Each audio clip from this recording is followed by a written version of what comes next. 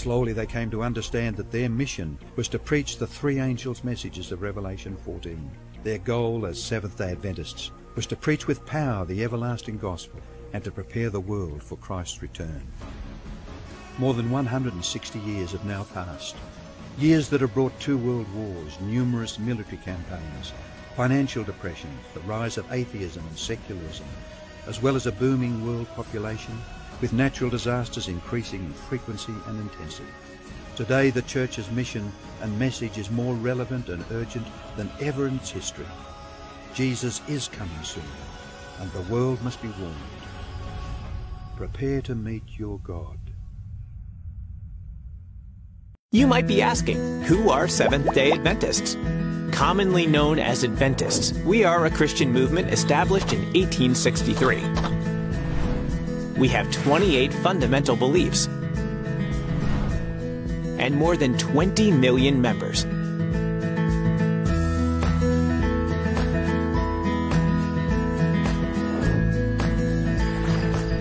We also observe the seventh-day Sabbath.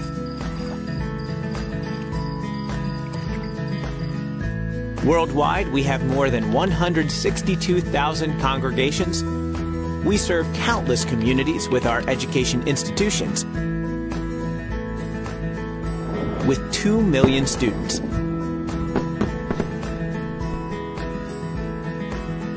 And 198 hospitals around the world. And it's all because we love Jesus.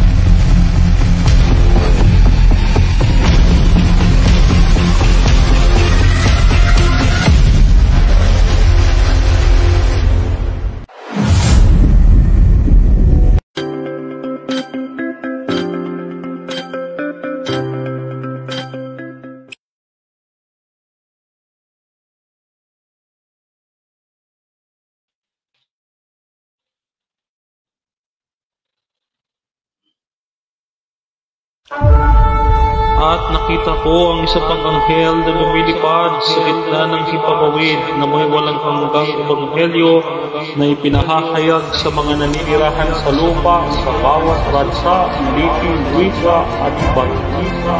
Sinabi niya ng malakas sa tinig, matakot kayo sa Diyos at magbigay luwalhati sa Kanya sapagkat dumating na ang Kanyang pagtukom. Sambahin niyo siya na gumawa ng langit at lupa, ng dagat at pagkakabal.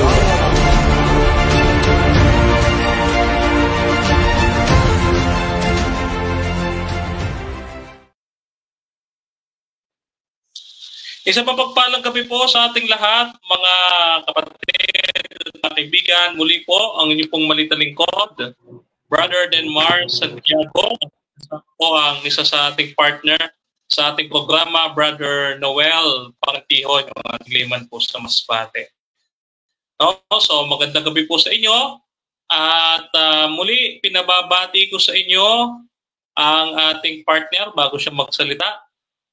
Bumati ka muna, kapatid na Noel, sa ating mga manonood.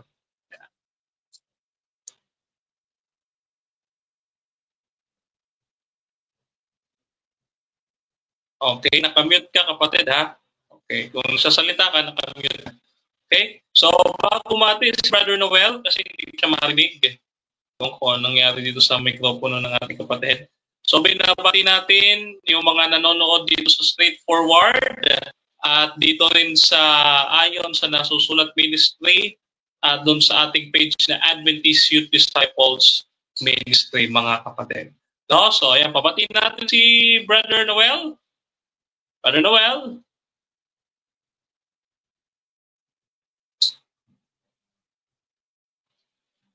Teka, unmute kita, kapatid, ha? Okay. Baka nagsasalita ka nawala siya. Okay, nawala ang ating kapatid. Mahina ang signal sa Masbate. Okay, so binabati natin ang mga taga-Upper Umon, Ragay, dyan po sa Camarines Sur, yung ating mga kapatiran sa iglesia ng Upper Umon, lalo na po yung mag-asawang Balmes, ating binabati, yung ating tinuluyan dyan, nung tayo ay nag-speaker, no? At sa lahat ng ating kapatiran dyan, hindi natin maisa-isa, no? So,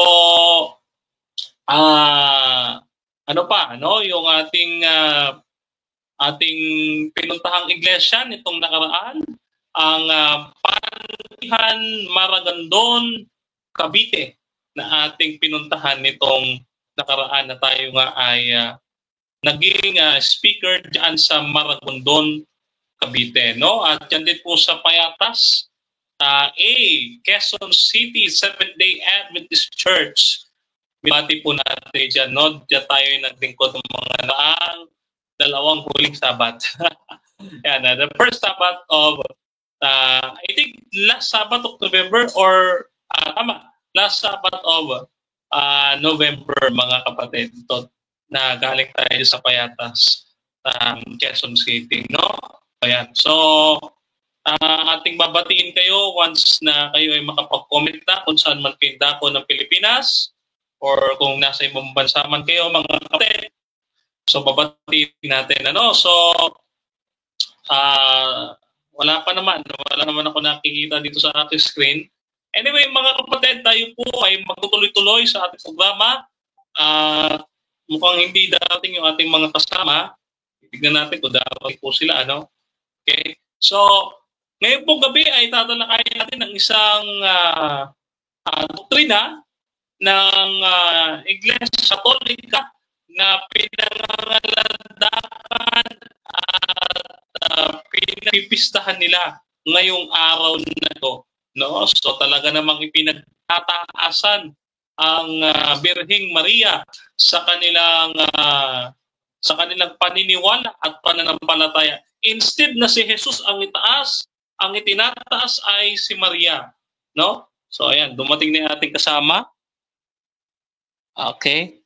Yan. Okay. So ayan po, no? Nalalaman po natin ang kanilang pinagpipista ngayong araw na ito ay si Maria at hindi si Jesus, mga kapatid. Okay? So papatiin natin yung ating kasama, si Brother Noel Pangantihon, Masbate. Brother Noel? Mapagpalang gabi po sa ating lahat, no? Lalo na po sa ating tagapagsubaybay, no? Ako po ay from Masbate,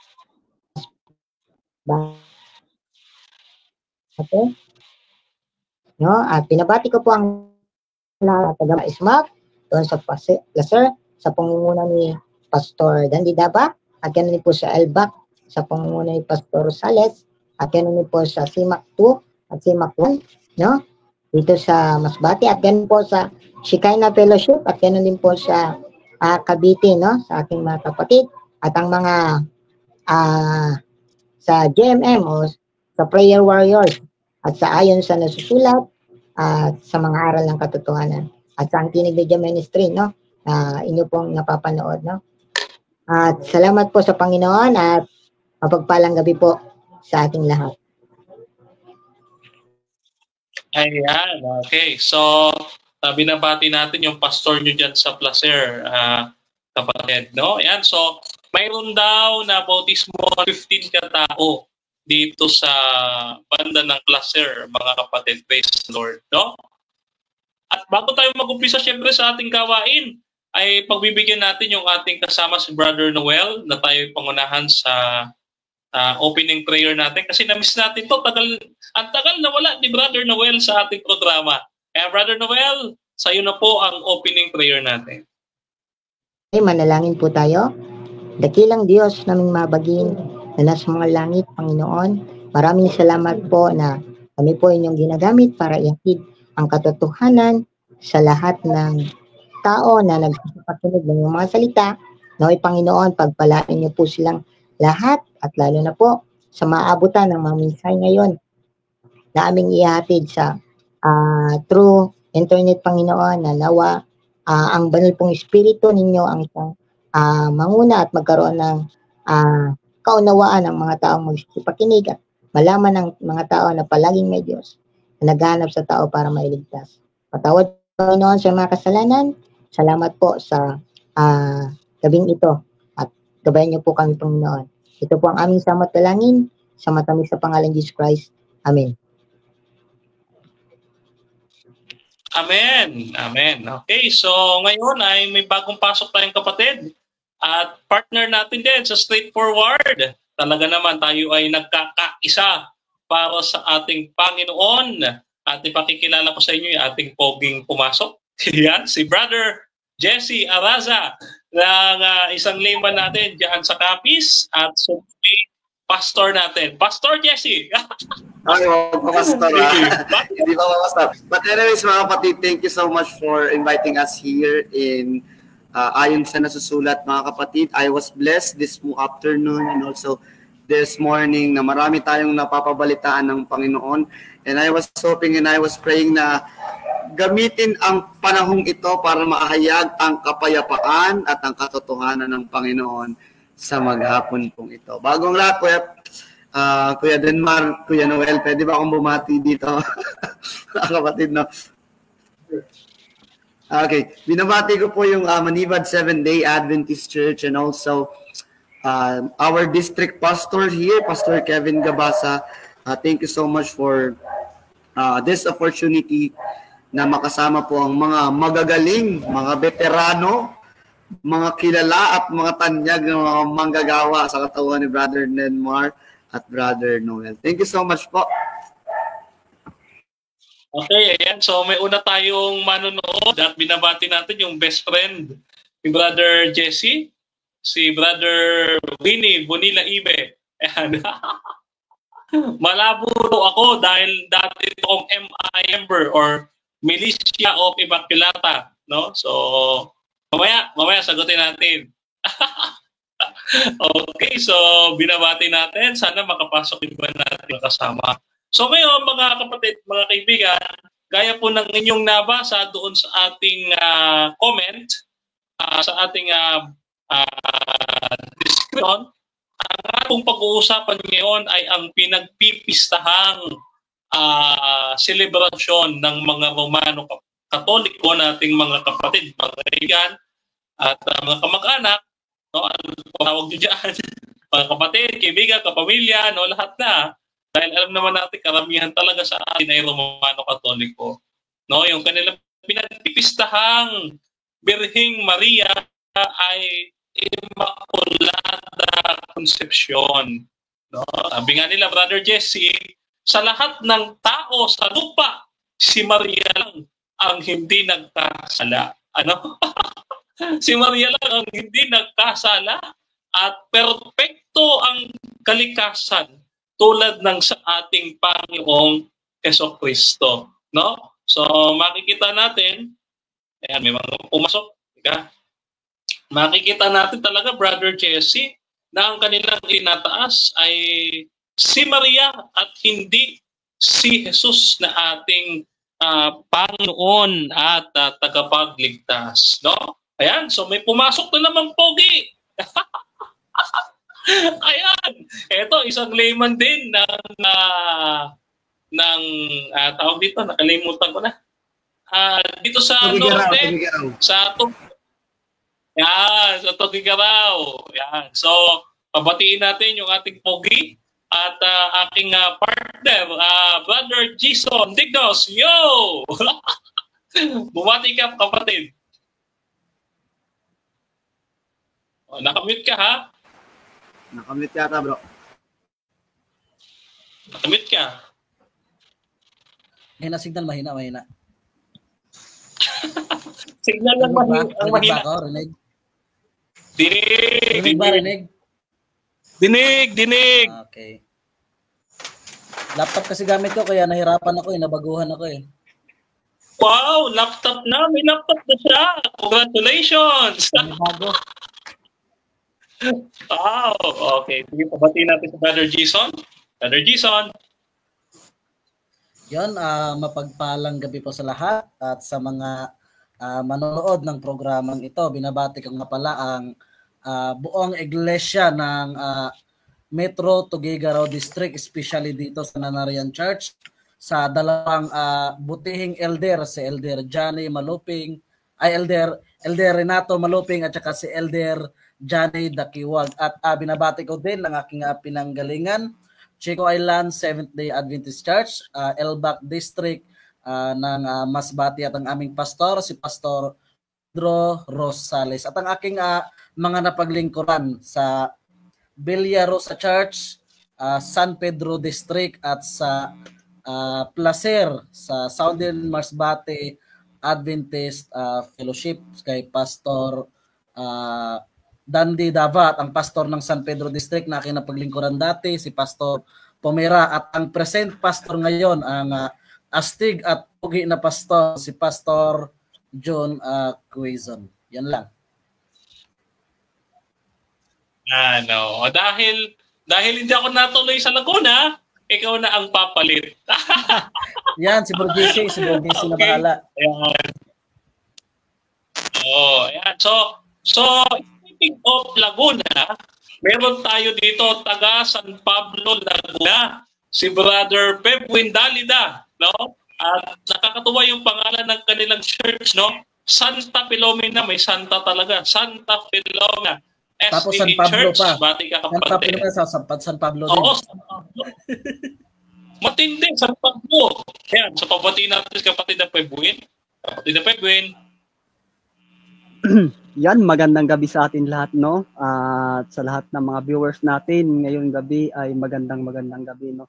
Kung pagdating po sa SAD, wala nang dadami dito sa lugar o sa distrito namin. May San Pablo, may Santa Monica, Santa Filomena, at San Roque.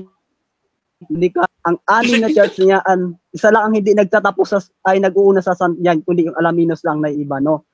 Kaya, pero hindi po tayo, yun ang focus natin. Yan, binabati natin yung mga kaibigan natin, manonood natin, at sa lahat ng tutunghay sa programa natin, lalong-lalo na sa distrito namin dito sa San Pablo. Maliban sa San Pablo, sa Palawan, yung pinanggalingan ko, binabati ko kayo na magandang gabi, at patuloy niyo pong suportahan ang ayon sa nasasulat, no, na kung gusto niyo ng mga magandang mensahe o mga magandang patutuo o yung mga talagang aral, manood kayo dito sa ayon sa nasasulat, no? At isa to sa pagkalalago ng ating pananampalataya. Tayo kapatid Mark. May alam mo, natutuwa ako kay kapatid na Pebwin, no? Sisegue lang muna ako, no? Kasi nakapagsasalita na siya. Hindi katulad nung pinag-Sabbath school ko siya, talagang 10 minutes lang talaga siya. Pero kanina talagang pinanood ko at talagang buong isang oras siya nagsalita. At talaga naman mula umaga hanggang gabi, walang kapaguran magsalita. Sabi ko, anong espiritu ang sumapi sa'yo, Brother Pebwin? Anong espiritu ang sumapi sa iyo? Anyway, speaking of sapi, bago tayo mapunta sa sian, dito nga, no, pinag-uusapan natin yung mga santa at mga santo, no? Ngayong araw na ito ay tinatawag nila kapistahan ng mahal na Birheng Immaculada. O yan, so tinatawag nila sa Latin na La Purisima Concepcion. Okay? So, yan yung kanilang dogma ng Immaculate Conception na si Maria daw mga kapatid at mga kaibigan, si Maria daw ay walang kasalanan. Mapatindi ito, ha? Makinig ka LGT. Wala daw kasalanan si Maria. Di ba? Wala kasalanan si Maria. So, paano ito nangyari? At talaga namang instead na itaas ang Panginoong Kristo, ang itinataas ay ang tradisyon na noong December 8, 1854 ay pinahayag ni Pope Pius yung kanilang dogma na Immaculate Conception. Na si Maria nga daw ay hindi nagkasala. So, pauunahin natin yung ating partner sa ating programa, si Brother Noel, dyan sa Masbate. Ano ba masasabi mo, Brother Noel? Dito sa kanilang Actually, lumapit na ako ngayon sa Wi-Fi, no? Para makapagsalita lang. Okay. Actually, doon po sa argumento nila na ikanilang dinidiinan na doon ay napakalayo po nun sa Biblia. Kung sa Biblia po natin pag-uusapan, yung Immaculate, no? Na si Maria ay malinis, no? Malinis at walang kasalanan. Kasi kung ganoon ang konsepto nila, ay nagkamali ang Biblia sapagkat sinabi sa Roma 3:23, no, kung hindi ako nagkakamali, ay walang taong matuwid, wala kahit isa. Na doon pa lang, sinasabi pa lang doon na hindi pwedeng maging ganoon si Maria is malinis o matuwid na o walang kasalanan. No, kasi dito sa Roma 3:23 ay makikita natin na talagang sinabi dito, aking babasahin para mas malinaw, no? Roma 3:23. Lahat ng tao ay nagkasala, no? Dito sa Roma 3:23. Aking babasahin po, Brother Dinmar, para mas malinaw, no? Na mas pasasagutin natin yung Biblia kasi narito yung ating salita ng Diyos na kung nasaan ang katotohanan. Roma 3:23. Sinabi dito na sapagkat ang lahat ay nagkasala at walang sino mang nakaabot sa kaluwalhatian ng Diyos. Ibig sabihin, hindi magiging walang kasalanan si Maria, kaya hindi siya nararapat na ipag-celebrate, no? Yung mga ganong mga bagay, kundi walang ibang pag-celebrate lamang tayo, yung para lamang sa Diyos, hindi para sa mga tao lamang na ginamit ng Diyos, no? Kasi sila ang lahat ay makasalanan din katulad natin, no? Hindi sila karapat-dapat na sambahin, kundi ang karapat-dapat lang sambahin na matuwid at walang kasalanan ay ang Diyos lamang. O, lamang po. Amen. So ano kaya ang masasabi ng best friend natin? Best friend natin Bro Noel na si Brother Jason na nakasama mo. Kasi alam mo pagdating sa kalinisan, alam mo kasi si Brother Jason talagang malinis ito eh. Oh, malinis ito. Kumbaga ito eh nung makita ko naglilinis to nung kami nagbi-video call, talaga todo linis sa kusina eh. So, si Maria ba, Bro Jason, nabika doon sa sinabi ni Brother Noel na si Maria ay kasama sa sinasabing lahat ng tao ay nagkakasala. Agree ka ba doon, Brother Jason? May dadagdag ka ba? Yun, agree ako doon mga kapatid, no, na si Maria ay isang tao din, no, na isa rin sa, kahit sabihin nating walang direktang sinabi sa Biblia na mismong pangalan niya na nagkasala siya, at least sa pagiging tao niya ay kasama siya doon sa sinasabi na lahat ng tao ay makasalanan, no? Kaya nga ayon din sa Old Testament na kahit nga si Kristo ay pinagbintangan nilang nagkakasala din, no? Kahit alam nating siya ay anak ng Diyos, siya ang ating Diyos at siya ang ating personal na tagapagligtas, pinagbintangan na nagkasala. No, yan kasing mga kaibigan at mga CFD, ito pinanghawakan nilang verse yung sa Lucas 1:28. Yan yung pinanghawakan nila. Ang sabi dito, abapuspos ka ng grasya, ipinalalagay na ang puspos ng grasya ay nangangahulugan si Maria ay walang kasalanan mula pa sa kanyang paglilihi. Yan ang ginagamit nila eh, no? Na samantalang si Maria ay taong nagkakasala din. No, iwan kaibigan nating mga CFD na yan na iwan ko bakit December 8 nila ginagawa yan na pwede naman nating iangat si Maria everyday, pwede Kristo everyday. At kahit yung mga propeta at mga apostoles, pwede nating iangat yan everyday. Lahat ng oras, kahit sino pwede nating iangat. Bakit sa kanila nagse-celebrate ng December? Ito kasi para lang sa mga tagapanood, no?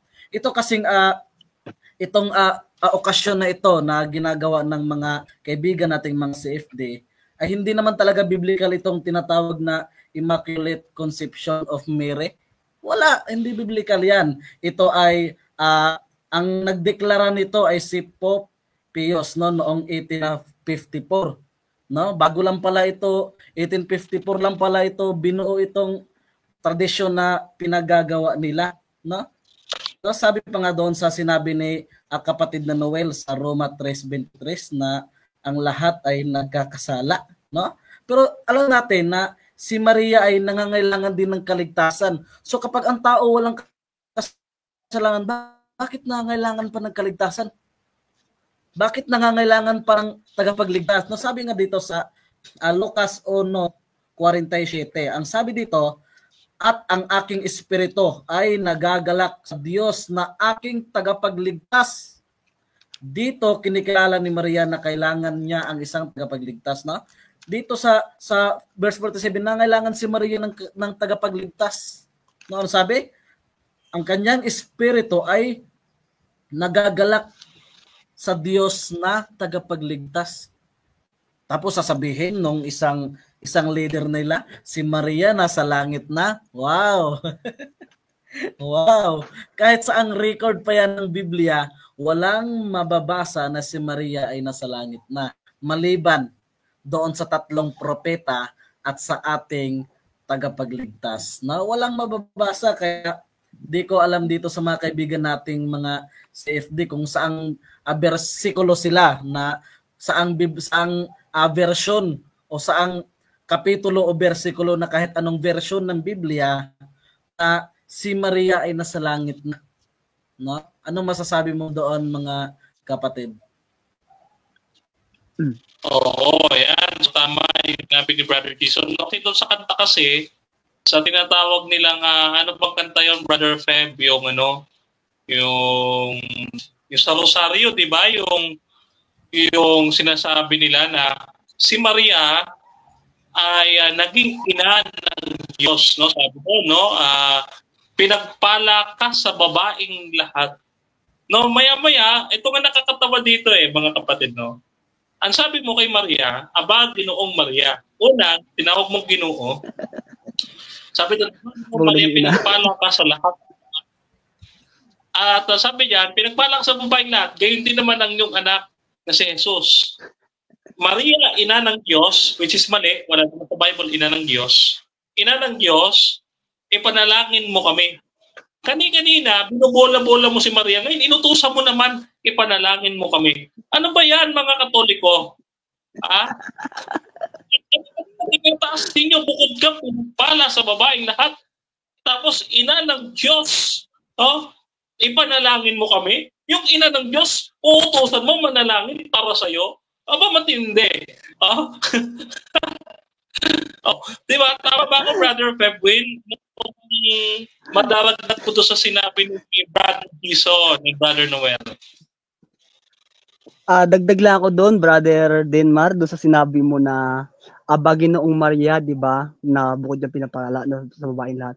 Yung kanina, ang Ginoo, dapat sana hindi Ginoo, Ginang Maria. Kasi ang Ginoo, pang lalaki po yun. Kumbaga salang-sala po siya doon sa sinasabi na Ginoo, no? Bago ina ng Diyos, ang Ginoo naging ina ng Diyos, ang lalaki naging nanay. Naku po, mga kaibigan, mga CFD, no? Salang-sala po 'yon pag atin pong tiningnan yung pananalangin, no? Kasi ang babae laki naging ina, no? Kasi hindi naman talaga natin pwedeng tawagin na Ginoo ang babae, no? Kasi Ginoo naman talaga yung pagkalagay niyo doon. Alangan sabihin ko na ang sinasabi ko na Ginoo, na yun naman talagang nakalagay doon sa sinasabi ninyo. Pero yun po, mga kapatid o mga ka-viewers natin na mga CFD, ay talagang sana baguhin nyo na, no? Yung inyong pananaw na yang Ginoong Maria. Kung pwedeng palitan yung Ginoong Maria na yan, na gawin yung ginang, gawin nyo na kasi naku, bato yan sa inyo, no? Para kayo nagkuha ng isang bato na ipinukpok sa ulo nyo kasi yun ang sinasabi ninyo. Pero yung doon ako, Brother Denmar, na babalik tayo doon, Brother Denmar, sinasabi nila na si Maria daw ay hindi nagkasala, no? So, kagaya sabi ni Brother Noel na sinabi niya dito sa 3:23 na doon yan nakalagay nga doon na walang matuwid, no. Hindi dadagdagan ko lang, Brother Dinmar, basahin din natin yung Roma 3 talatang 10, no. Nakalagay dito, gaya na sa sulat, walang matuwid, wala kahit isa, no. So sinasabi ngayon nila na talaga si Maria daw ay matuwid na o walang kasalanan. Paano to? Ibig sabihin tama sila, sinungaling ang Biblia, no. Hindi naman natin pwedeng sabihin sinungaling ang Biblia kasi Biblia to ito ang katotohanan eh. So, pwedeng sila ang nagsinungaling, ang Biblia ang tama, no? Pero ganun talagang totoo eh. Biblia talaga ang tama at sila ang nagsisinungaling at hindi sila nagsasabing totoo na ginagawan lang nila ng paratang na sinasabi na matuwid o walang kasalanan. Pero pag tinignan natin ang Biblia, talagang nakalagay dito, tanging sa sulat, walang matuwid, wala kahit isa, no? Kaya kailangan talaga natin, ang tanging matuwid lang ang ating Panginoong Hesukristo, ang ating Diyos, na siya ang magdadala sa atin sa ikatuwid ng ating buhay o ng ating pananampalataya bilang isang tao, no? Kaya sinasabi ninyo na si Maria ay matuwid, nako mga CFD, no? Mag-isip-isip na kayo ngayon din, isip-isipin nyo na, no, na talagang wala talaga tayong mababasa diyan sa Biblia na sinasabi na hindi nagkasala o matuwid si Maria. Balik sa iyo, kapatid Dinmar. Okay, amen, kapatid Pepe. Tama naman po talaga, wala po ito sa Biblia. Kasi unang-una, sabi nga ni kapatid Jason, i-connect natin ito ay claim lamang ni Pope Pius, no? Kanayan, mga kapatid, bago ko pagsalita si kapatid na Jesse, kasi si kapatid na Jesse naman ay sabi, binibigay niya na daw lahat eh. Ganyan kabait ang ating kapatid na Jesse, no? Ayan. So dito mga kapatid, yung binabanggit ni Pope Pius IX, no, sa kanyang papal bull or papal decree na Infallibilis Deus, no? Ano ang sabi diyan? Okay, basahin natin. Okay, sabi dito, tingnan niyo mga kapatid. Dito sa kanilang katekismo mababasa yan. No, napakaliwanag ng kanilang sinasabi pagdating po dyan sa bagay na yan. Katulad dito, sabi dito mga kapatid, katisismo ng Iglesia Katolika bilang 492, no? Ang katanging-tanging kabanalang ito ni Maria na pinagyaman mula na siya'y ipinarihi at nagpasimulang lahat kay Kristo na nagpabanal sa kanya. Ganyan, no? So, ito, yung kapatid nila, Brother Jesse, na si Maria daw ay ina ng Diyos. So, iba siya sa atin eh. Kumbaga, siya yung natatanging papel. Kung bakit kinakailangan na siya'y maging sinless. Kasi dadali niya yung Diyos. Sasabihin niya naman nila, hindi pa pwedeng pagsamahin yung marumi at malinis. Yan ang kanilang katwiran eh. Hindi naman pwedeng pagsamahin yung marumi at malinis. So dapat kung hindi makasalanan si Jesus, dapat hindi rin makasalanan si Maria. Gaano katotoo yung Brother Jesse, yung kanilang claim o pagpapalusot? Yun na, diretsay na natin. Yung kanilang pagpapalusot na dahil lang sinasabi nila na si Maria ay ina ng Diyos, ay dapat siya ay hindi na makasalanan. Okay. Thank you so much no mga kapatid sa napakagandang claim. Una sa lahat, Brother Dinmar, gusto ko muna itong sagutin itong kanilang conclusion sa aklat ng Lucas 1:42 na dahil ginamit doon yung salitang pinagpala sa lahat, full of grace, at kinapit ito sa ating mahal na Panginoon. Kaya meron silang similarities, di ba? Dahil full of grace si Jesus Christ, full of grace din si Mary, parehas talaga silang ika daw na walang kasalanan. Unang mga tanong dyan, kapag ba sinabing full of grace ay hindi na nagkakasala? Pag sinabi natin yes, kung ating titignan, sa aklat ng Gawa, ang kapitulo ay 6, ang versikulo ay 8, ganito po ang pagkasabi. And Stephen, full of grace and power, was doing great wonders and signs among the people. So ibig sabihin ba, dalawa na sila ni Stephen na hindi nagkasala? Ilan na ang taong hindi nagkakasala? kung ang ating alibay ay regarding lang sa salitang full of grace at hindi na tayo nagkasala, malaking kaibahan po ito sa konsepto ng Biblia. Ano naman ang sabi ng banal na kasulatan sa mga taong nagsasabing wala silang kasalanan o hindi na sila dito nagkasala? Kung atin hong tutunghayan sa aklat ng 1 Juan, ang kapitulo ay 1, ang bersikulo ay 8, ganito pong sabi ng banal na kasulatan, mga kapatid. Kung ating sasabihing wala ng kasalanan, ay ating dinadaya ang alin? Ang ating sarili. Kaya kung sasabihin daw ninyo na si Maria wala yang kasalanan, ano daw sabi ng Bible? Dinadaya ninyo ang inyong mga sarili. Sabi niya, at ang katotohanan ay wala sa kanya. Malinaw po yan, mga kapatid. Na sabi ng banal na kasulatan, kung ating ipipilit na ang isang tao, hindi makasalanan kagaya natin, special to. Sabi niya po, mga kapatid, dinadaya natin ang ating mga sarili at tunay na wala sa atin ang katotohanan. Sabi pa niya, kung sinasabi nating hindi tayo nagkasala at ating ginagawa siyang sinungaling. So, ibig sabihin, si Jesus Christ, ginagawa pa nating sinungaling, sabi ng Bible. Huwag naman pong ganyan, mga kapatid. Ano pang sabi?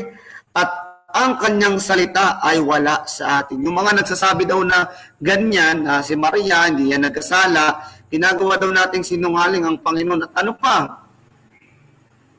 Tunay daw na ang salita ng Diyos ay wala sa atin. Kaya mga kapatid, kung ating titignan dito, Brother Denmar, tama yung conclusion ng ating mga kapatid, no? Sino ba ang dapat mong paniwalaan? Ang banal na kasulatan o yung santo daw na nagpaliwanag ng kalagayan ni Maria na hindi nagkasala, na hindi naman matatagpuan sa banal na kasulatan. Kaya kung ating titignan, kahit si David, Brother Denmar, pinakita niya na kahit ang sanggol, pinaglihi ito sa kasalanan, Di ibig sabihin pala, Brother Denmar, pati yung lolo ng lolo, wala din kasalanan para sa kanila, no? yung tatay ni Maria at lola niya, kasi doon nagmula So, ibig sabihin, parang lalabas niya mga kapatid, no? Pati yung lolo yung papa ni Maria, tsaka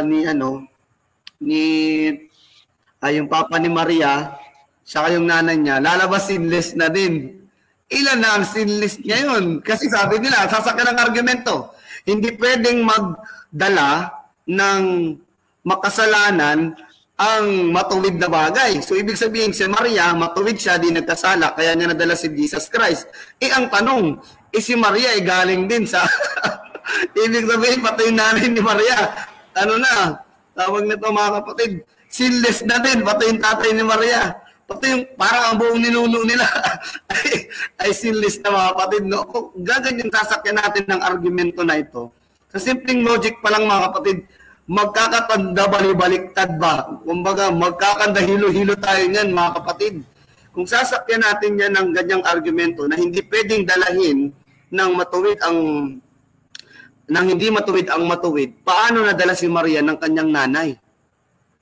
Kung hindi siya sinless, paano siya nadala ng mama niya? So mga kapatid, no, titignan natin kahit sa mga simpleng logic na lang na ito mga kapatid. At tapat ang banal na kasulatan na sabi doon, dinadaya daw natin ang ating sarili. Kung ayan ang ating paniniwalaan. Saka una sa lahat, napakagandang verse nun, Brother Jason. Yung binigay mo kanina sa aklat ng Lucas 1.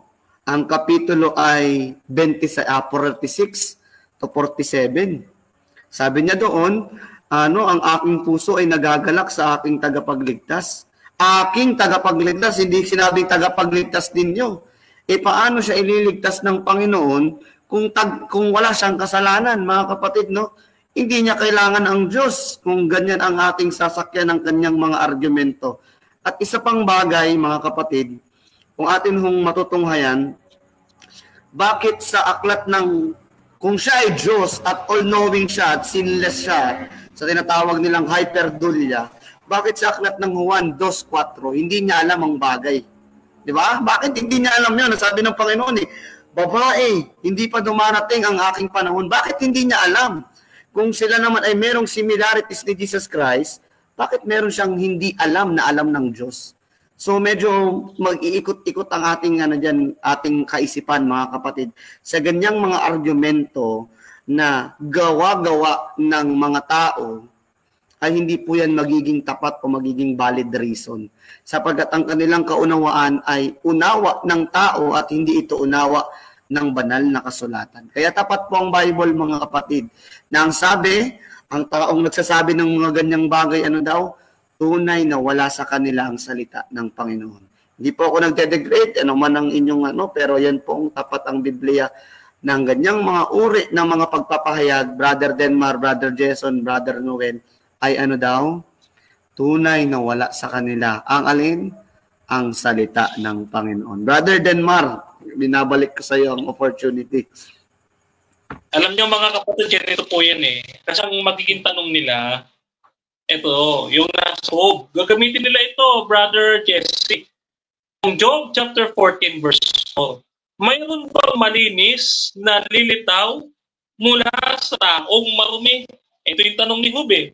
No? Mayroon bang lilitaw na maruming bagay sa mayroon bang lilitaw na malinis sa taong marumi? Sabi niyo ni Job eh, no? Pero ganito po yan, mga kapatid. Ang doktrina po ng Catholic kasi at ng karamihan, gayon din ng mga nagdadala ng modern last generation theology, si Kristo niya ay mayroon lamang isang nature. At anong nature yon? Yung hindi siya nagkakasala o yung tinatawag nating pre-fall o yung tinatawag nating pre-lapsarian human nature. No? Na ito, hindi niya nagkakasala si Jesus. Ang problema ito. Logic lang, mga kapatid, bago tayo punta sa pinakatalata. No? Doon sa Mateo 3, Mateo 4, tinutokso ni Satanas si Jesus. Hindi ba? No? Sabi doon sa Santiago, mga kapatid, hindi maaaring tuksohin ng Diyos. He cannot be tempted eh. But how Satan is tempting Jesus? Because there is a propensities or inclination to sin. Or what we say na mas madali in layman's term, mga kapatid, kasi this is more on highly theological talaga, yung kagustuhang tawag ito, yung paggawa ng kasalanan. Yung kagustuhang gumawa ng kasalanan, yan ay mayroon kay Jesus. Okay. Ngayon, saan natin ito mababasa? Since sa pinag-uusapan natin ay si Maria, pupuntahan din natin si Maria. Okay. Babasahin natin dito, mga kapatid, sa Hebreo. Tingnan po ninyo ha, ano pong klaseng human nature ang meron si Jesus. Ito ha, makinig yung mga last witness theology ha, mga kapatid, no? Para maintindihan natin kasi matagal ng issue itong LGT at kailangan na natin i-resolve dahil talaga namang marami na po ang naniniwala, no? So dito po basahin natin dito sa talata ng Hebreo 2:14 hanggang 17, ito po ang ating mababasa. Basahin ko po sa inyo, mga kapatid, no? Kaya yamang ang anak ay nakibahagi sa laman at dugo, at siya man ay nakibahagi rin sa mga bagay na ito, upang sa pamamagitan ng kamatayan ay kanya sa may kapangyarihan sa kamatayan, sa makatuwid ay ang diablo. Mapalaya silang lahat dahil sa takot sa kamatayan sa buong buhay na nasa ilalim ng pagkakalipin, sapagkat maliwanag na hindi ang mga kundi ang kabilang sa binhi ni Abraham.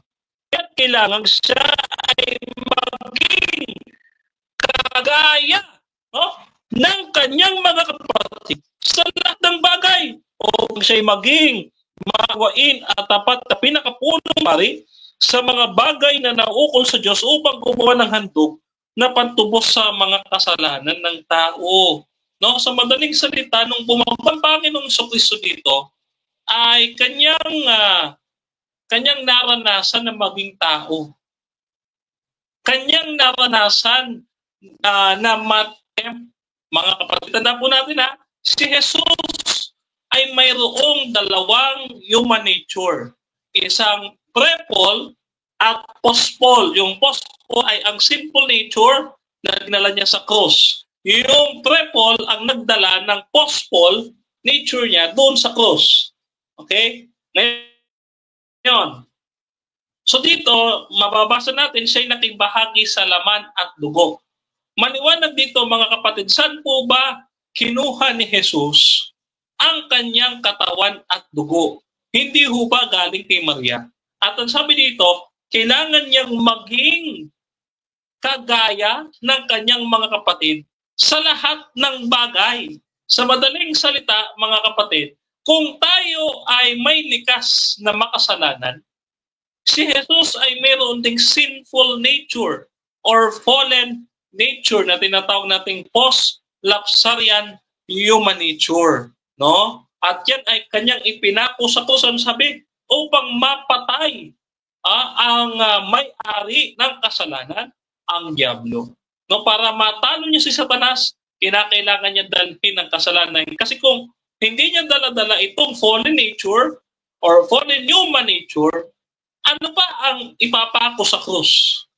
Sa madaling salita, ipapako yung banal sa krus na wala namang kasalanan, na wala, sabi nga ni Pedro, wala siyang nalalamang kasalanan. So ipapako mo yung walang kasalanan?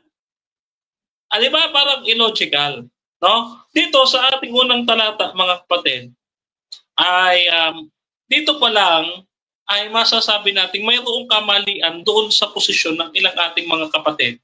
Hindi lamang sa mga Roman Catholic natin mga kaibigan, kundi maging doon sa mga kapatiran nating LGBT.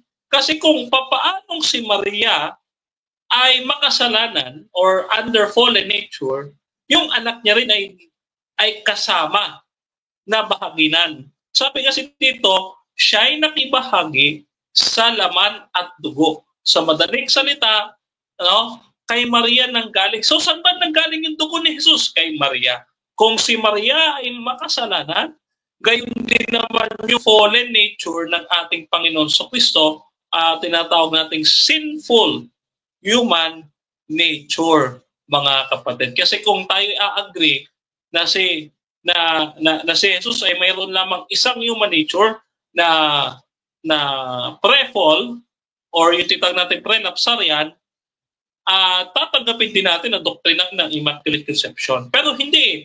As Adventist, maliwanag ang ating stand at posisyon dito sa human nature ni Christ na pinangangalandakan ng mga last generation theology. Mayroong dalawang kalikasang pagkatao si Jesus. No? Dalawa. Ang pre-fall and post-fall human nature. Yan. So, pinangunahan natin mga kapatid. So, ano ba ang masasabi ng ating mga kasama dun sa aking binanggit? Siguro naman na enlighten or meron na kayong ma-share dito sa ating nasabi, no?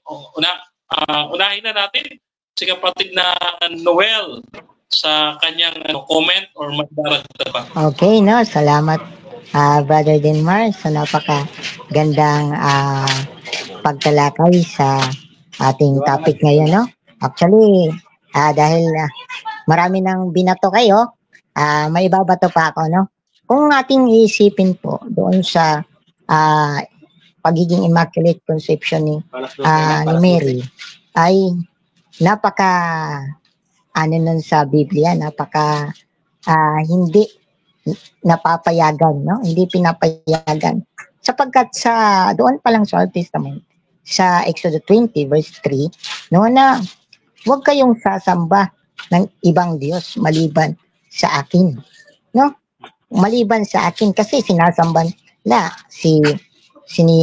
pinupuri nila si Maria. Ngayon, ang tanong, kung si Maria ang kanilang pinaglilingkuran, hindi sila makakapunta sa langit.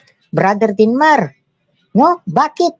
Kasi nga, sinabi sa Juan 14:6, no? Atin na itong babatuhin na talaga, no? Kasi mahinang signal ko. Sinabi dito sa 1:14:6, no? Sinabi dito, sumagot si Jesus, ako ang daan, ang katotohanan, at ang buhay. Walang makakapunta sa Ama, kundi sa pamamagitan ko. Ngayon, kung si Mary ang kanilang pinaglilingkuran, hindi sila makakapunta sa langit. Kasi walang ibang daan na makakapagturo ng katotohanan at magpapabigay ng buhay, si Jesus lamang. No? Kaya doon pa lang sa mga argumentong ito, no? Na pinatunayan sa Biblia na walang matuwid, Roma 3:10, walang matuwid, wala kahit isa. At ganun din po sa Roma 3:23 at marami pang binato ang aking kapatid. Kaya dito na babatuhin ko sa 1:14:6, no? Na kung si Maria ang kanilang pinagsasamba, hindi sila makakapunta sa langit. Kasi si Jesus lamang ang may alam ng tamang daan at siya lamang ang daan, no? Kaya nga uulitin ko sa mga tagapanood, lalo na po sa ating mga kapatid na sa Etino, na mamulat sa kanilang mga argumentong o mga aral na ito, na sumagot si Jesus, ako ang daan at ang katotohanan at ang buhay. Walang makakapunta sa Ama kundi sa pamamagitan ko. Walang ibang makakahatid o walang makakatulong sa iyo papunta doon sa langit o sa kaligtasan kundi si Jesus. Si Jesus Christ lamang. Hindi si Maria na naging kasangkapan lamang para mabuhay si Kristo at para tayo ay maligtas at mahugasan sa ating mga kasalanan. Kaya nga doon sa sa Marcos 3:31 hanggang na sinabi doon na wala nung tinanong si Jesus, nang nangaral si Jesus doon, sinabi doon na nariyan ang iyong mga kapatid at ang iyong magulang. Pero anong sabi ni Jesus?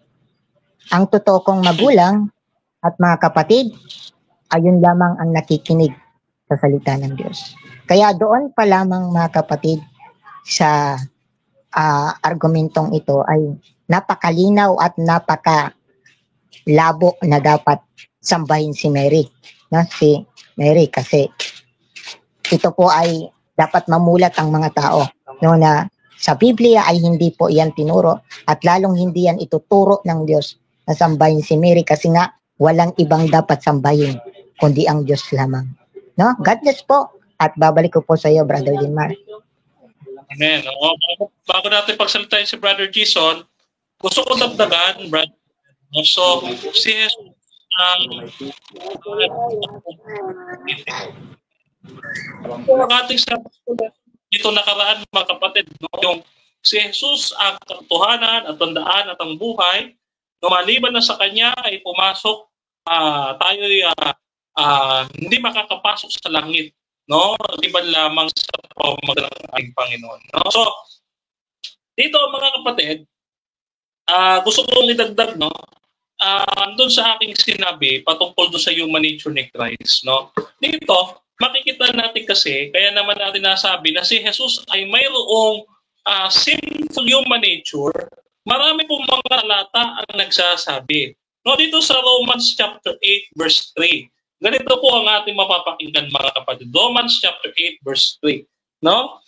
Sabi, sapagkat hindi nagawa ng kautusan, yamang itong pinahina ng laman ay ginawa ng Diyos sa pagsusugo ng kanyang sariling anak sa inyo ng makasalanang laman, at tungkol sa kasalanan ay hinatulan ang kasalanan sa laman. No? Dito mga kapatid, isinugo ng Diyos ang kanyang anak anong sa talata na siya ay mayroong makasalanang likas o makasalanang laman.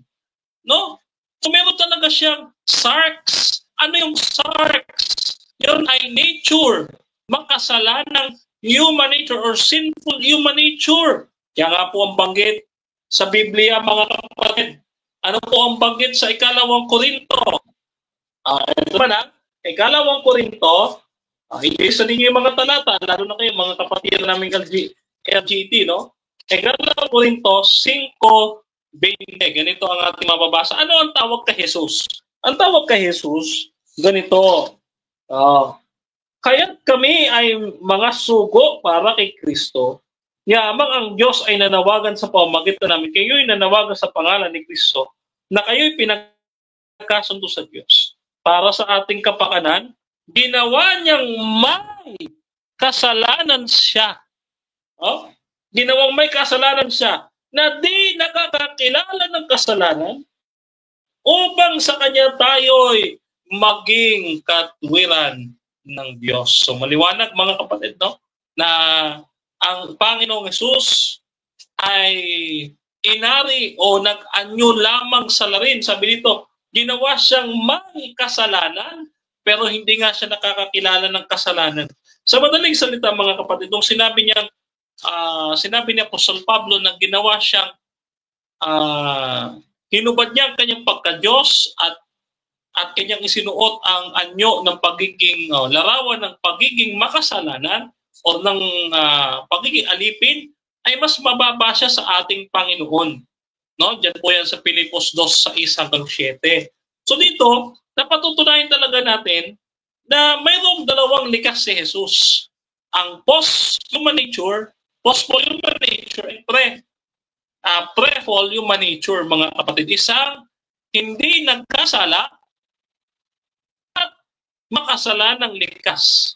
No? Tanda po natin, kay Jesus, mga kapatid, ang kanyang morality ay hindi po sinful. Hindi po sinful ang kanyang morality. Ang sinful po sa kanya, ang nature niya lang. Mayroon siyang tendency to sin, pero hindi siya gagawa ng kasalanan. O yung tinatawag sa Katoliko, ang tawag dito ay concupiscence. No? Concupiscence. No? Yung inclination to sin. No? So meron ganong si Jesus, concupiscence, na maaari siya magkasala pero hindi niya gagawin. Ayan, dalawa kasi ang likas niya mga kapatid. No? Yun, sa pagsalitayin natin si Brother Jason in all of that, siya na lang natitira. Kumbaga, matira-matibay ito. Brother Jason, may idadagdag ka pa ba sa ating mga sinabi? Yun, maganda yung mga talata na ginamit no, na patunay na yung stand ng mga kaibigan nating CFD patungkol dyan ay wala talagang hindi talaga matibay o hindi biblical kasi nga no, meron din silang sagiin na lang natin konti, meron silang doktrina patungkol sa God died, no, na si Kristo nga daw ay sa pagiging Diyos niya ay dumaan din sa di ba, no, napatay din yung pagiging Diyos, no? At saka so maling-mali talaga yung stand nila patungkol kay Maria na hindi nagkasala. No, ayun nga sa talata na binanggit kanina na lahat ng tao ay nagkasala. Kahit nga si Job, no? Hinirang ng Diyos. Pinili ng Diyos si Job.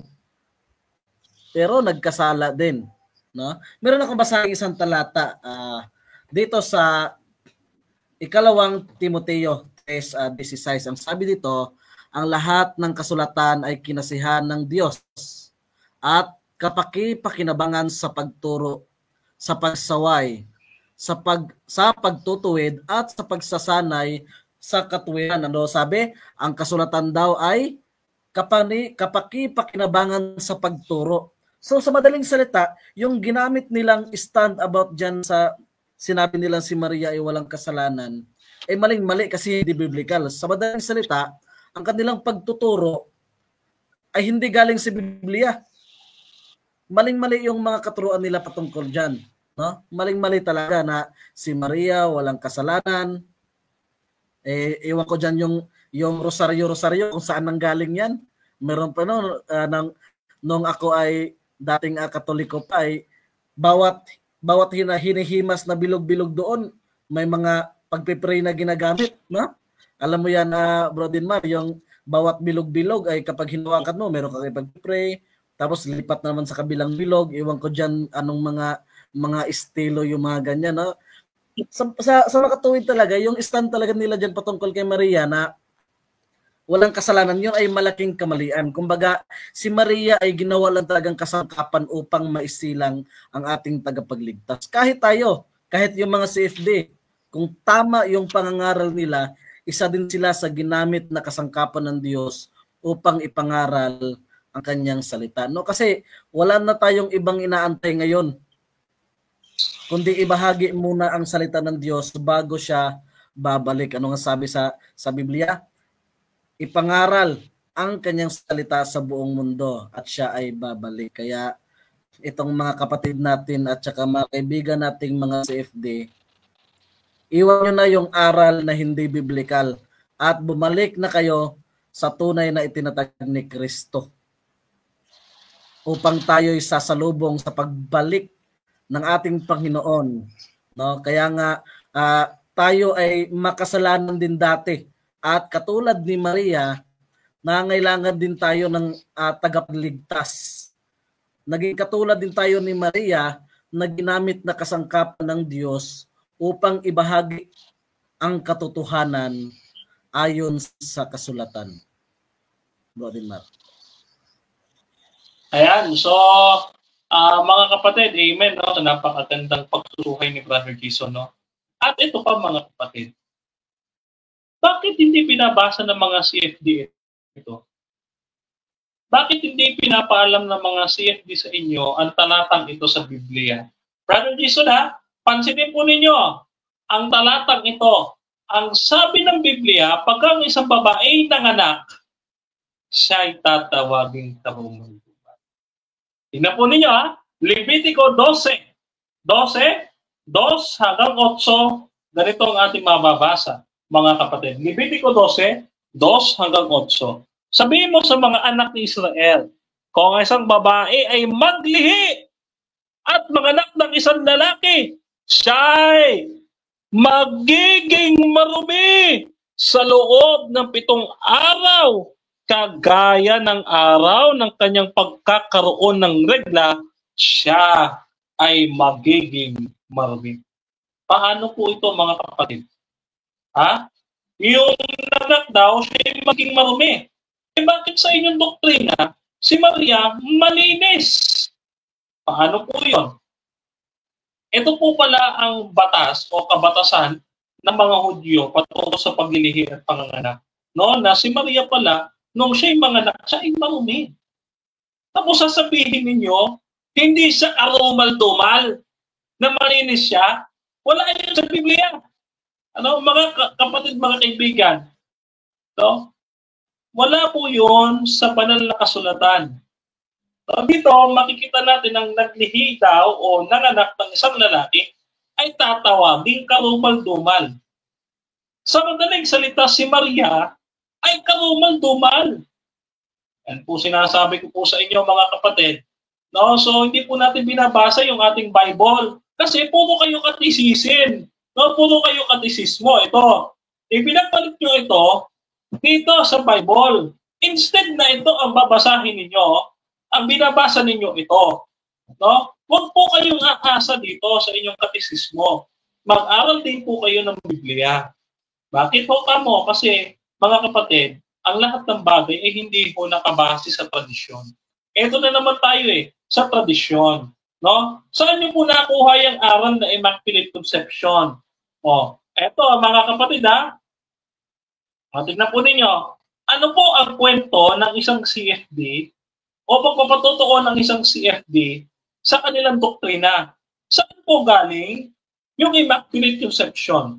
According sa Radio Evangelist na si Marco Evangelista, dito sa kanyang aklat na si Maria, ayon sa Biblia at simbahan, ito si Maria ayon sa Biblia at sa simbahan, ito po ay akda ni Marco Evangelista, pirmado ho yan ni Marco Evangelista mga kapatid, pirmado niya, yan, pirmado na, at dito, ay mayroong patnubay ni Reverend Father Eugene Rogelio o Rodelio. Marian Missionaries ito. So mga missionary nito ni Maria, itong mga paring ito, no? So dito, basahin natin mga kapatid sa page 27. Mabasa natin, no? 27, yung kwento ni Marco Evangelista, papaano daw nabuo ang doktrina ng Immaculate Conception. Babasahin ko po sa inyo mga kapatid, ang sipi sa aklat, no? Ang sipi sa aklat ni Marco Evangelista. Ganito po ang sabi ni Marco Evangelista, no? Ito po ito niya. Bago ang deklarasyon ng dogmang ito, noong ika-7 siglo, ang Greek Orthodox Church ay nagsagawa ng kapistahan para sa kawalang kasalanan ng pagdadalang tao ni Santa Ana. Ang naturang doktrina ay lumaganap sa buong Europa at ito ay tinatawag na Conceptio Beata Virginis. Noong 1130 AD, si William Ware, isang mongheng Franciscano at halos lahat ng nasa orden, ang Franciscan Minor, ay malugod na tumanggap ng doktrinang ito. Nagdulot ito ng malubhang kontrobersya sa simbahang Katolika. O kita po ninyo mga kapatid, ito sabi ni Marco Evangelista, yung kawalang kasalanan ni Maria ay isang malaking kontrobersya sa loob ng simbahang Katolika. So, maski sila nagkakagulo sa doktrina. O, tuloy po natin ang basa. Sabi po dito,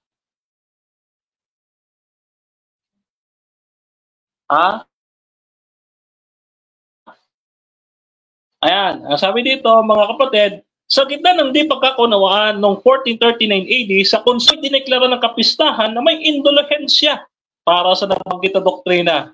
Sinundan pa ito ng deklarasyon ni Papa Sixtus IV noong 1476 na nagtatakda ng isang liturhikal na kapistahan ng Immaculate Conception noong December 8. No, sino? Wala pong iba kundi si Papa Sixtus IV. No, siya po pala ang promotor ng kapistahan ng mga Romano Katoliko ngayon. Kailan? 1439 AD.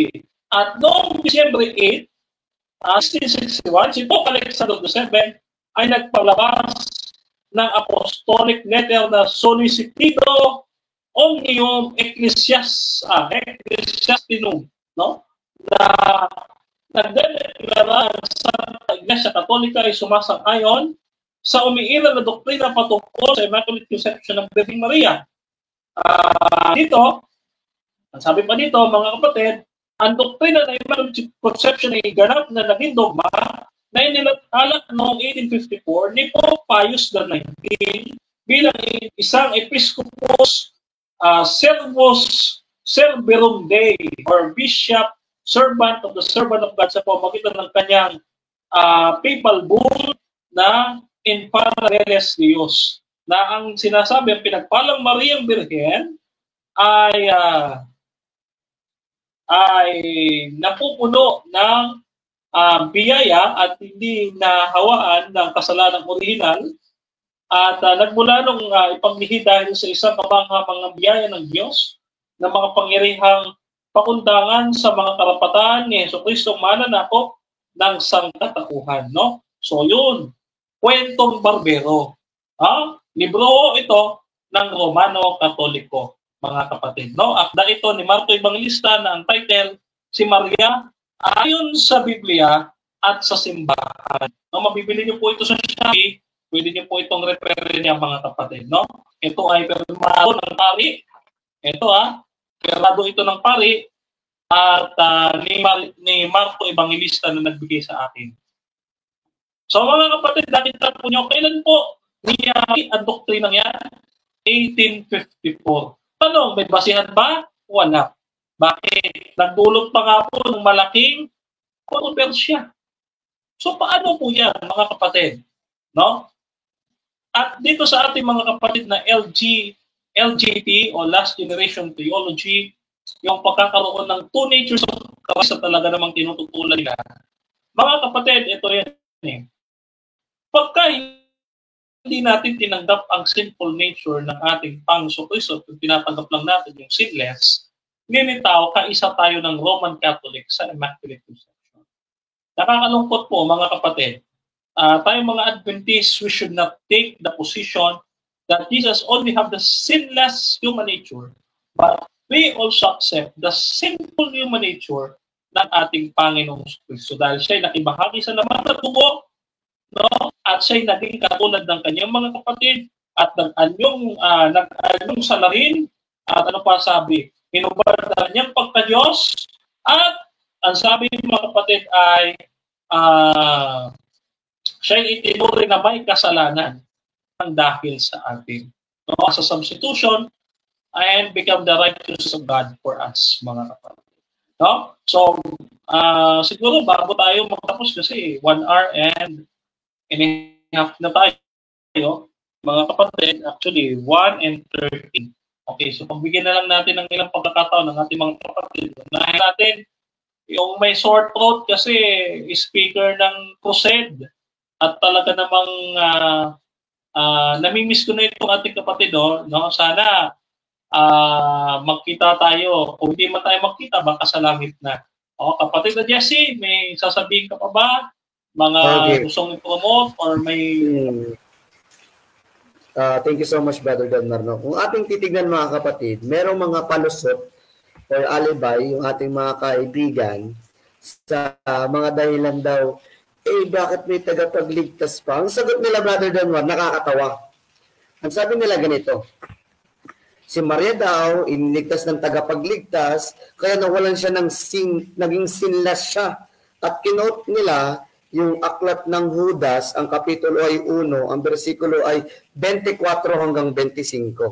Pero habang ako yung nagninilay-nilay kanina, habang binabasa ko itong kanilang website, na ang kanilang website ay catholic.com, ay patungkol kay Maria, ang sabi nila daw ay pinurgive daw ng Diyos, kaya siya naging sinless at binigyan siya ng biyaya ng Diyos. Kinote up nila yung Jude chapter 1, 24 to 25. Pero kung babasahin natin mga kapatid, kung papaano ito nila binabaliktad at tinitwist ang banal na kasulatan, ganitong sabi ng Bible mga kapatid. Kung ano yung kinote nila kay Maria, kung bakit daw siya sinless, kinote nila itong Judas 1, 24 hanggang 25. Ganito po ang pagkakasabi.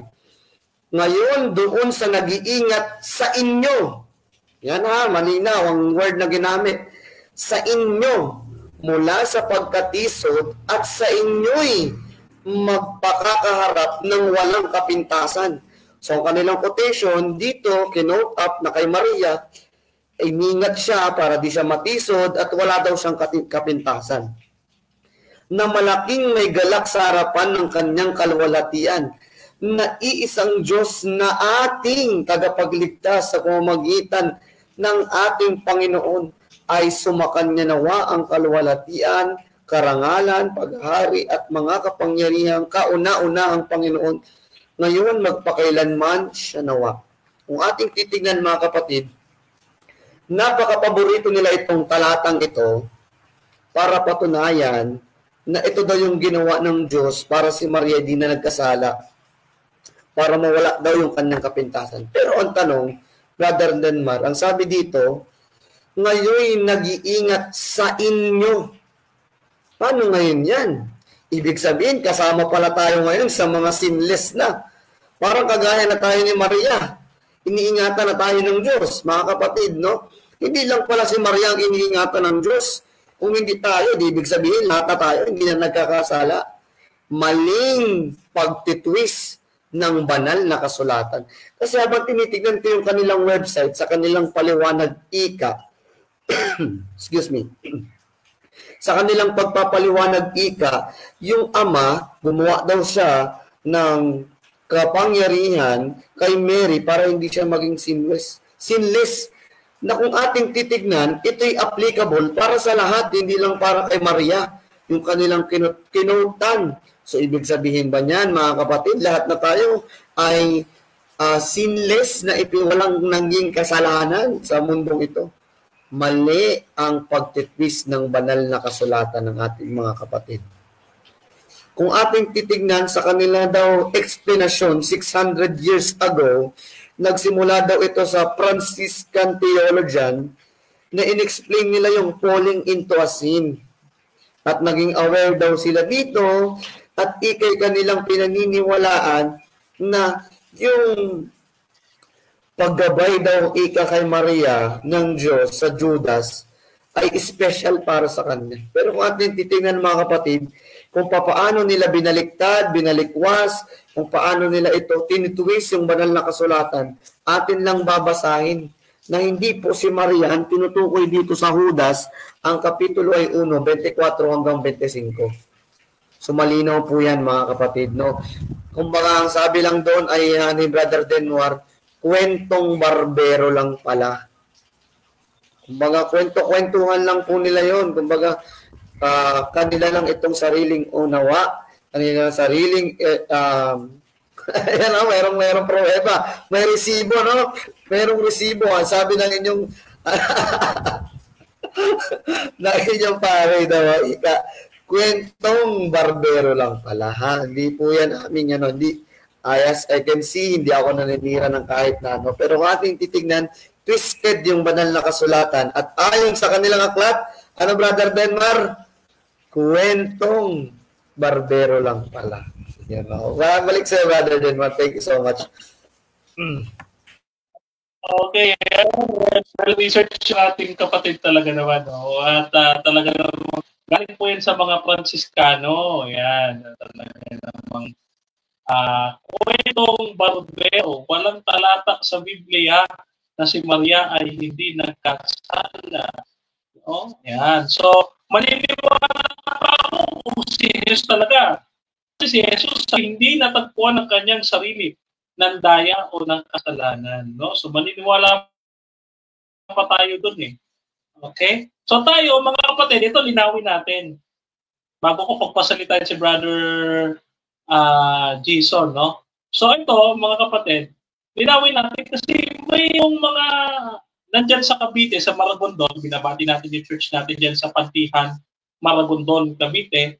Mga kapatid, sa ating Pastor RB, District Pastor natin, Pastor RB, at local church pastor natin na nasa layman status, Pastor Frank, at yung ating dalawang AUP theologian na nakasama ng pagdinig ko dito nakarang Sabat. Mga kapatid,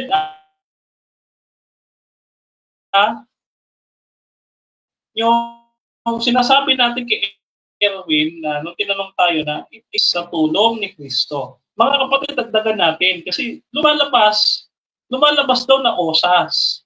Ganito mga kapatid, sa panahon ni Job, ang tingin ng Diyos kay Job, ang sabi niya kay Satanas, Satanas, nakita mo ba yung aking lingkod na si Job na matuwid? So para sa Diyos, matuwid si Job.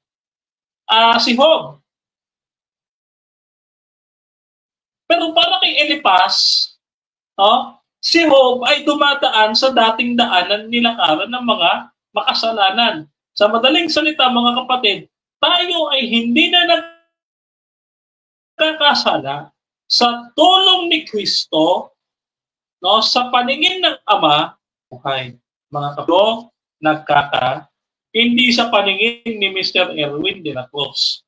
Okay? So ngayon, pagsalitain natin si Brother Jason sa kanyang, kung ano po idadagdag niya, at syempre, uli pananalita at yung promotion niya ng kanilang programa. Nga pala, ating inibitahan, napuntahan din ang pangkilikin mga kapatid. Ang programa ng ating mga kapatid at kung may mga nagnanais na maging bahagi sa kanila, ay malugod nating i-refer or malugod nilang tatanggapin kayo na maging kabahagi ng kanilang ano pa mang programa ng ating kaibigan at ating partner, Brother Jason. Brother Jason, sige, sa iyo ang floor. Brother Jason. Yun, sa muli, ako muli. No, maganda yung word na ano yun, kwentong barbero. Ano? Magandang isang highlights din yun, no? Kwentong barbero. No, ngayon mga kapatid ay ating basahin din ang kanilang Catechism of the Catholic Church, no? Kasi sila mismo nagsasabi na si Maria ay walang kasalanan. Ayon dito sa Catechism of the Catholic Church, page 491, upang maging ina ng tagapagligtas, si Maria ay puspos ng biyaya ng Diyos. sa oras ng paglilih niya, siya ay pinanatili malaya mula sa lahat ng mantsa ng orihinal na kasalanan. No? Ano sabi? Malaya mula sa lahat ng mantsa ng orihinal na kasalanan. Ibig sabihin, may orihinal pala na kasalanan. Anong sinasabi dito sa page 492? Si Maria ay pinalaya mula sa kasalanan ng biyaya ng Diyos sa pamamagitan ng mga merito ng kanyang anak. Siya ay tinubos na higit na marangal na paraan dahil sa kanyang natatanging misyon bilang ina ng Mesiyas. Ano daw ang sabi? Si Maria ay pinalaya mula sa kasalanan. Aba, klarong-klaro si Maria pala ay makasalanan. Ayon sa kanilang Catechism of the Catholic Church, si Maria ay makasalanan at nawala lang daw yung kasalanan mula nung binigyan siya ng biyaya. Anong biyaya iyon? Yung ipinagbuntis niya ang ating tagapagligtas. So sa madaling salita, si Maria ay dati ring makasalanan. Katulad natin, bago natin tinanggap si Kristo, bago natin tinanggap ang biyaya na ibinahagi niya sa atin, dati rin tayong makasalanan.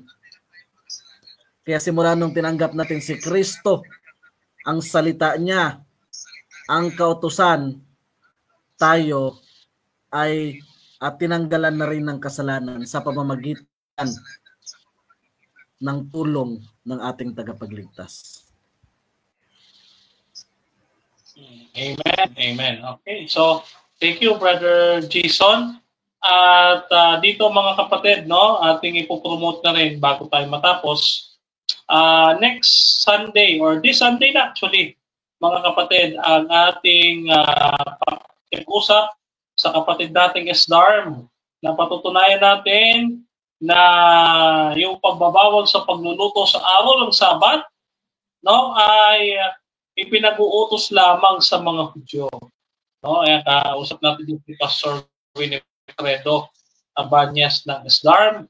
Dito po yan mapanood mga kapatid sa ayon sa Nasusulat Ministry. Yan yung ating episode 37 mga kapatid. Isipin nyo ha, mula episode 1 hanggang 37 na o 37 episodes na ayon sa Nasusulat Ministry. Iba-iba ang kasama natin mula nung una. No? Actually, itinatanda namin ni Brother Mark Dobal na ngayon ang kapatid ay ewan ko kung nasaan lupalot na ng mundo. Pero kung nasaan ka man, pagpalain ka kapatid at gain din si Brother Jason, pagpalain ka ng Panginoon dyan sa iyong gawain dyan sa Tuggeran, no? So yun mga kapatid, wala na si Brother Noel. Tignan natin, kung nandyan ba si Brother Noel? Brother Noel, nananawagan ako kung nasa ka man, magtatapos yung ating programa, halika na. Ana, mahina po talaga ang signal sa Masbate, no? Hindi rin po nakaakyat si Evangelist Mike Rivera sa ating program kasi kung silang hosting. Doon naintindihan naman natin ang ating kapatid, no? Walang problema. So yun po mga kapatid, sa ngalan ng ating mga kasama dito sa programang ito, no? Kasama natin si Evangelist Brother John Ray Punay at Brother Noel Pangantihon at ang ating kapatid Brother Mike Rivera at siyempre ating mga kasangga dito sa straightforward at sa bagong ministry ng ating mga kapatid yung Adventist Faith Defenders. Kasama natin sila Brother Jason, Brother Pedwin, Brother Jesse, Brother Jezreel at iba pa na kasamahan nila mga kapatid. Kami po ay lubos na nagpapasalamat sa inyo sa inyong pagtutok dito sa aming programang ayon sa Nasusulat Ministry at din sa straightforward na abangan po ninyo ang aming pagbabalik sa susunod na taon mga kapatid ng straightforward season 4. Mas pinalakas, mas pinarami dahil ang dami namin, nakita nyo kanina 5, dadagdag pa yan, marami pa, magiging 10 kami.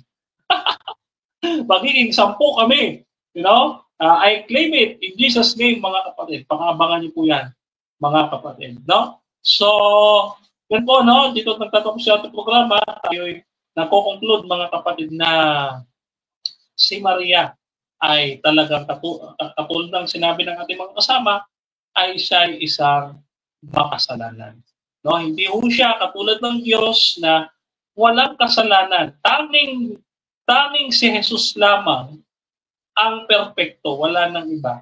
No? Wala ni isa, mga kapatid, wala nakaabot sa kaluwalhatian ng Diyos. No? Tandaan po natin yan, hindi natin dapat itaas sa ating pananampalataya si Maria, kundi si Jesus, the perfecter of faith, mga kapatid, ang siyang dapat natin itaas. No? Si Jesus na matuwid ayon sa nasusulat sa unang Juan 2:1, babasahin natin bago tayo magtapos, ipaglilingkod natin sa inyo, mga kapatid. Dito sa unang Juan 2:1. Okay, basahin natin, ano? Paglilingkod natin sa inyo ito. Unang Juan 2:1, ang sabi ay ganito, mga kapatid, ng talata. Okay? Basahin natin. Unang Juan 2:1. Ito ang sabi. Okay? Mga unti kong mga anak, ang bagay nito yung sinulat upang kayo'y huwag magkasala. Ngunit kung sino man ay magkasala, tayo ay may tagapamagitan sa harap ng Ama, si Jesucristo na ating Panginoon na matuwid. Isa lang po ang matuwid, si Jesucristo. So kayo po ay aking inihabilin sa mapagpalang kamay at mabiyayang piling ng Panginoon. Ngayon po ay inyo pong natutuhan ang ating pananampalataya na siyang itinaas ang ating Panginoong Kristo na siya'y matay, nabuhay na uli at babalik sa wakas ng panahon. Kaya kaibigan, alay ka na, mag-Adventist ka na dahil parating na si Jesus. Kaya mga kapatid, God bless you. And kayo ay aming inaanyayaan muli, mga kapatid, sa susunod na linggo, ang ating topic ay patungkol sa pagluluto sa araw ng Sabat. Dito sa linggo, mga kapatid, ay ating tatalakayin ang tungkol sa position ng Seventh-day Adventist Church patungkol po sa Pasko. Pakaabangan niyo po yan dito lamang sa Ayon sa Nasusulat Ministry. Mga kapatid, at next year, abangan ninyo yung ating presentation ng Last Generation Biblical Theology. So muli po, God bless you, and maraming salamat, Brother Dison, and yan sa ating 3 pages kung saan tayo naka-live, mga kapatid, sa Ayon sa Nasusulat Ministry, the Straightforward Disciples Ministry, mga kapatid, no? At sa Dison, no, yung pansamantala, ewan ko kung pansamantala yung Christ Radio Station nila, pero naman po ay meron din po ko YouTube, nasa pangalan ko mga bayan. Mga kapatid, ingat po kayong lahat, keep safe, and God bless you, mga kapatid.